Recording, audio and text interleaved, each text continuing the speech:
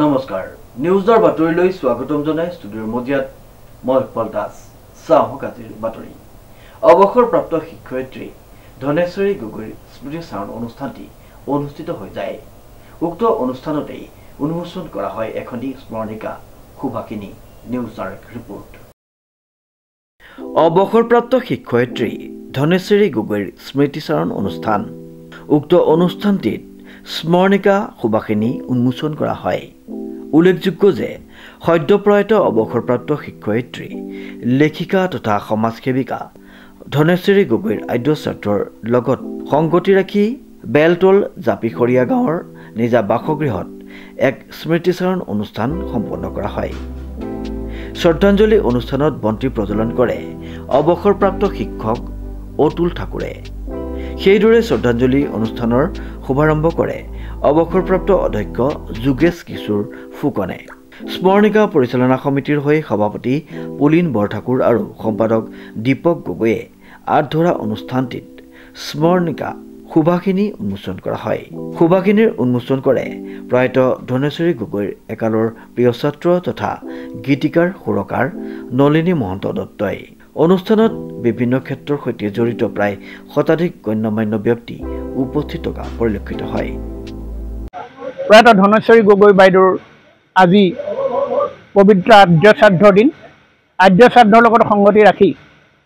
পৰিয়ালৰ উদ্যোগত স্থানীয় ৰাইজৰ সহযোগত এখনি স্মৰণিকা প্ৰকাশ কৰি উলিওৱা হৈছে যিখনৰ নাম দিয়া হৈছে সুভাষিনী আজি এই আদ্য শ্ৰাদ্ধস্থলীত আমি পুৱা 9:30 বজাৰ পৰা এক স্মৃতিচাৰণ সভা অনুষ্ঠিত কৰিলোঁ যিখন সভাৰ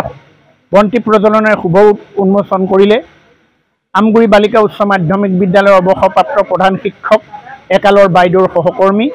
শ্ৰীযুত অতুল বৰঠাকুৰদেৱে আনহাতেদি আমাৰ যিখন স্মৰণিকা সেই স্মৰণিকাখন উন্মোচন কৰিলে আমগুৰি অঞ্চলৰ সংস্কৃতিপ্ৰেমী এগৰাকী ব্যক্তি গীতিকাৰ সমাজসেৱী ধৰ্মপ্ৰাণ মহিলা নলিনী মহন্ত দত্ত বাইদেৱে আমগুৰি অঞ্চলৰ বিশিষ্ট গণ্যমান্য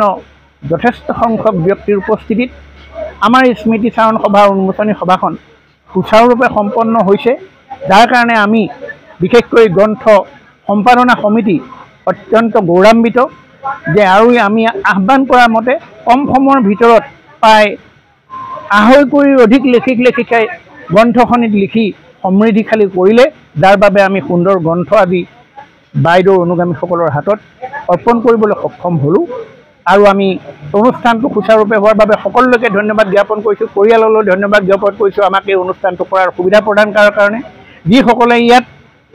বিভিন্ন ধৰণৰ শ্ৰমদানেৰে সৈতে সহায় সহযোগিতা আগবঢ়ালে সকলোকে আন্তৰিক ধন্যবাদ জ্ঞাপন কৰিছোঁ যিসকল সংবাদসেৱীয়ে আহি আজি আমাৰ এই অনুষ্ঠানটো সহযোগ কৰি আমাক কৃতাৰ্থ কৰিছে তেখেতসকললৈ আমি আন্তৰিক ধন্যবাদ জ্ঞাপন কৰিছোঁ আৰু পুনৰ ভগৱানৰ ওচৰত প্ৰাৰ্থনা জনাইছোঁ বাইদেউৰ আত্মাই চিৰ শান্তি লাভ কৰক এইখিনিকে আমি ডিজি বৰাৰ ৰিপৰ্ট নিউজ নাও।